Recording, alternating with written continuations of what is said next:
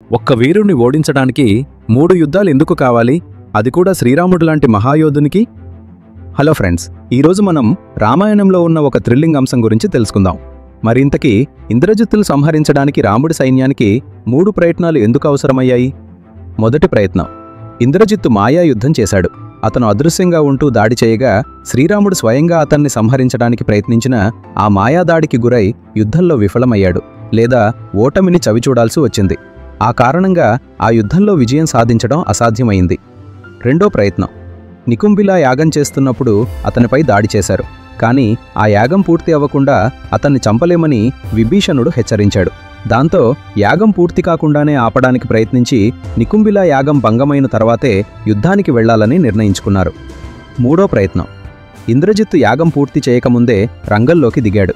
చివరికి లక్ష్మణుడు అతని మాయా అస్త్రాలను ఛేదించి అతన్ని ఓడించాడు. ఇది రామాయణంలోనే అత్యంత తీవ్రమైన ద్వంద్వ యుద్ధాల్లో ఒకటి.